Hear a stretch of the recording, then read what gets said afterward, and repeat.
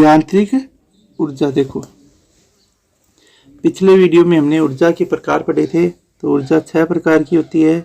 यांत्रिक ऊर्जा, उष्मा ऊर्जा, रासायनिक ऊर्जा, विद्युत ऊर्जा, गुरुत्वीय ऊर्जा और नाभिकीय ऊर्जा। अब इस वीडियो के अंदर हम यांत्रिक ऊर्जा है इसको डिटेल में पढ़ेंगे कि यांत्रिक ऊर्जा कैसे मिलती है, कैसे प्राप्त होती है और क्या होती है। देखो, किसी वस्तु की यांत्रिक ऊर्जा गतिज ऊर्जा व स्थितिज ऊर्जा के योग के बराबर होती है। तो ये हम पहले ही पढ़ चुके हैं कि किसी वस्तु की गति, स्थिति या उसके दोनों के कारण जो उसमें ऊर्जा होती है उस ऊर्जा को यांत्रिक ऊर्जा कहते हैं। तो यांत्रिक ऊर्जा की और किस प्रकार परिभाषित कर सकते हैं कि किसी वस्तु की गति, यांत्रिक ऊर्जा गतिज ऊर्जा व स्थितिज ऊर्जा के योग के बराबर होती है जिससे वह वस्तु कार्य करती है। ठीक है, यानी कि हम ये लिख सकते हैं यांत्रिक ऊर्जा बराबर, यांत्रिक ऊर्जा किसके बराबर होगी? गतिज ऊर्जा प्लस स्थितिज ऊर्जा। गतिज ऊर्जा प्लस स्थितिज ऊर्जा यानी इन दोनों ऊर्जा के योग के बराबर यांत्रिक ऊर्जा होती है। यांत्रिक ऊर्जा बराबर गतिज ऊर्जा प्लस स्थितिज ऊर्जा, यानी किसी वस्तु की यांत्रिक ऊर्जा गतिज ऊर्जा व स्थितिज ऊर्जा के योग के बराबर होती है जिससे वह वस्तु कार्य करती है। उदाहरण देखो यांत्रिक ऊर्जा के। खींचे हुए धनुष में प्रत्यास्थ स्थितिज ऊर्जा के कारण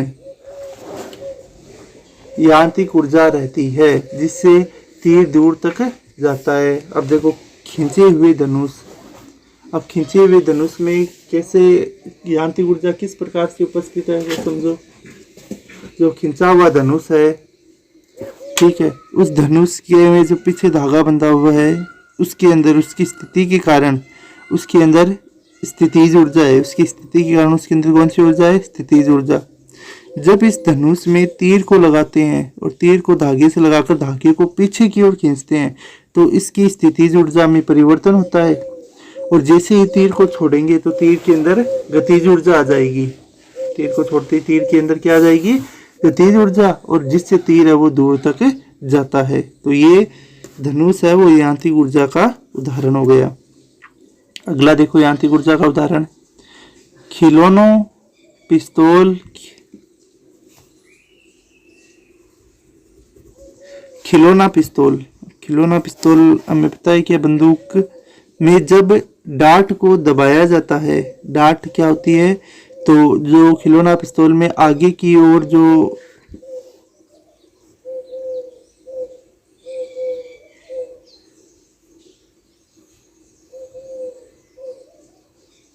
ठीक है, खिलौना यहाँ पर जो हम एक तीर सा या फिर कोई भी और कोई बॉल वगैरह जो यहाँ पर डालते हैं उसको डार्ट बोलते हैं। उसको क्या बोलते हैं? डार्ट। तो जब खिलौना पिस्तौल के अंदर हम डार्ट को अंदर की ओर दबाएंगे तो इसके अंदर स्प्रिंग लगी होती है।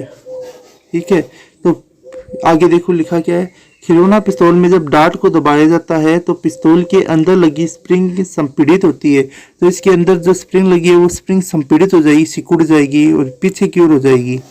ठीक है, जब पिस्तौल के ट्रिगर को दबाया जाता है, ट्रिगर होता है यहाँ पर, इसको दबाएंगे तो स्प्रिंग है वो आगे की ओर जाएगी और जो डार्ट लगी हुई है वो दूर तक चली जाएगी।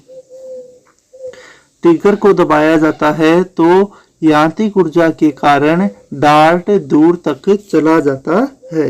तो उसमें ये जो यांत्रिक ऊर्जा है, यांत्रिक ऊर्जा के कारण डार्ट कहाँ तक चला जाएगा? दूर तक। अब ये क्रिया किस प्रकार हुई वो समझो। इस बंदूक के अंदर जो अंदर स्प्रिंग लगी है वो स्थिति के कारण, उसकी स्थिति के कारण उसके अंदर स्थितिज ऊर्जा है। अब डार्ट को दबाया तो स्प्रिंग संपीड़ित हो गई, यानी स्थिति में परिवर्तन आ गया। फिर ट्रिगर को दबाएंगे तो स्प्रिंग है वो तेजी से आगे की ओर जाएगी और इस डार्ट को गतिज ऊर्जा मिल जाएगी और इन दोनों के योग को क्या कहेंगे? यांत्रिक ऊर्जा। ठीक है, अब यांत्रिक ऊर्जा यानी दो प्रकार की हो गई, एक तो गतिज ऊर्जा हो गई और एक स्थितिज ऊर्जा। यांत्रिक ऊर्जा कितने प्रकार की होती है? दो प्रकार की, गतिज ऊर्जा और स्थितिज ऊर्जा। तो पहले हम किसके बारे में पढ़ेंगे? गतिज ऊर्जा के बारे में। देखो गतिज ऊर्जा क्या होती है।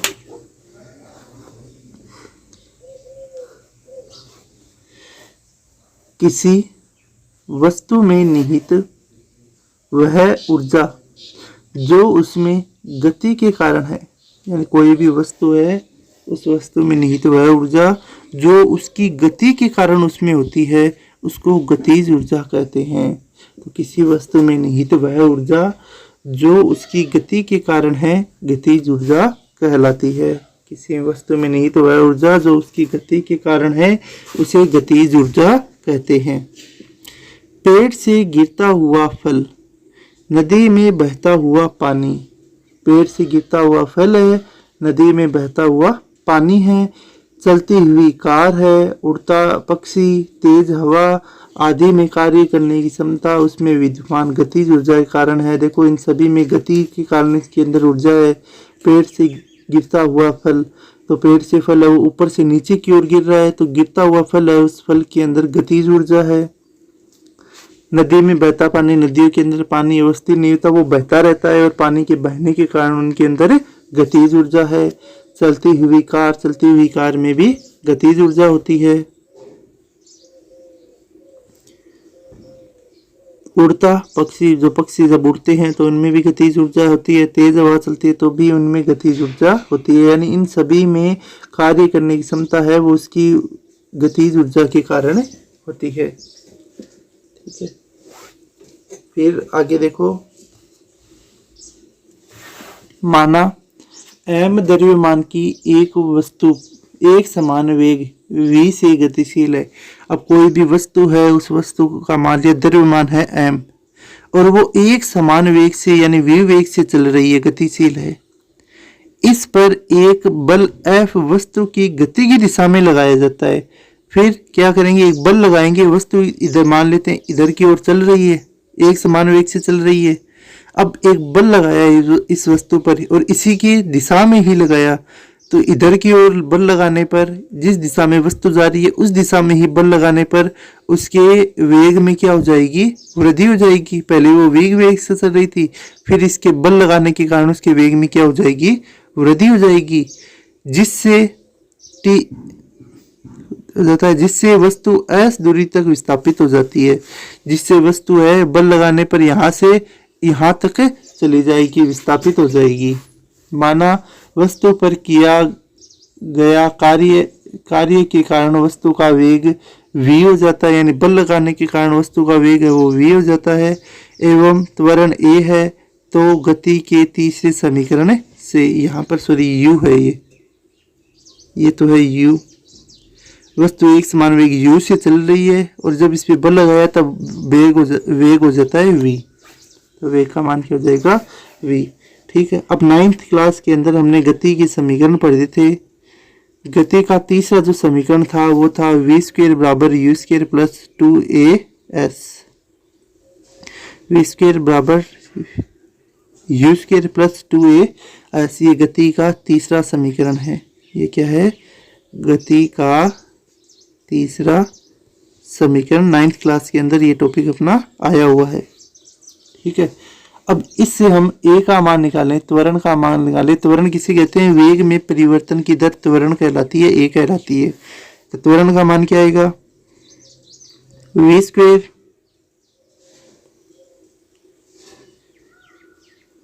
Plus 2a upon 2s। चलो a का मान निकालना है। a का मान देखो किस प्रकार निकालेंगे? a बराबर, ये u इधर प्लस में इधर जाते ये हो जाएगा माइनस में, तो v² है ही पहले से, माइनस इधर चला जाएगा तो ये हो जाएगा minus u² v² minus u²। इस a को यहीं रख लिया, इधर की तरफ 2s है, ये आ जाएगा नीचे की ओर। तो ये त्वरण का सूत्र आ गया, a बराबर v² minus u² upon 2s। ठीक है, अब न्यूटन की गति के दूसरे नियम से, अब न्यूटन का गति का दूसरा नियम भी कहाँ पर पढ़ा था हमने, 9th क्लास में पढ़ा था। न्यूटन की गति का दूसरा नियम के अनुसार बल का मान क्या होता है, F बराबर ma, द्रव्यमान गुणा त्वरण। तो इस त्वरण a के मान है वो ये वाला रखना है हमें यहाँ पर। तो a का मान ये रखेंगे तो क्या आएगा, बराबर m, a की जगह v square minus u square upon 2s। ठीक है, अब देखो ये s इसके अपॉन में भाग में, इसको इधर ले गए तो fs हो गया, fs बराबर m v square minus u square upon 2। ठीक है, अब कार्य का सूत्र पढ़ा था हमने, कार्य बराबर क्या होता है, बल गुणा बल की दिशा में उत्पन्न विस्थापन यानी F गुणा S। ठीक है, तो यहाँ पर लिख दिया, चूंकि कार्य W बराबर होता है F गुणा S, तो F गुणा S की जगह हमने क्या लिख दिया, W।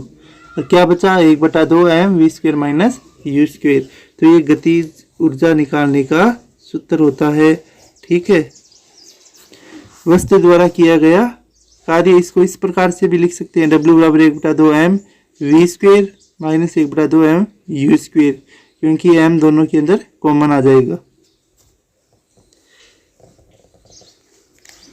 अतः अब देखो, यदि प्रारंभिक वेग शून्य है, यानी वस्तु प्रारंभिक वेग है वस्तु का वो शून्य है, वस्तु स्थिर है, प्रारंभिक वेग v शून्य है, तो v शून्य होने पर, सॉरी u शून्य है, u शून्य होने पर क्या होगा, W बराबर 1/2 mv स्क्वायर, W बराबर 1/2 mv स्क्वायर। m द्रव्यमान एवं एक समान वेग से गतिमान वस्तु की गतिज ऊर्जा यानी किया गया कार्य है, ये कार्य है, यही गतिज ऊर्जा में परिवर्तित होगा, यानी W बराबर E के गतिज ऊर्जा को दर्शाते हैं E से, और गतिज ऊर्जा का मान आ जाएगा E के बराबर 1/2 mv स्क्वायर, और गतिज ऊर्जा का मान सदैव धनात्मक होता है। ठीक है, एक बार वापस समझ लो इसको। देखो, कोई वस्तु m वेग से m द्रव्यमान की वस्तु है और वह u वेग से चल रही है, और इस पर एक F बल लगाया जाता है, और बल लगाने से इसके वेग में वृद्धि होगी।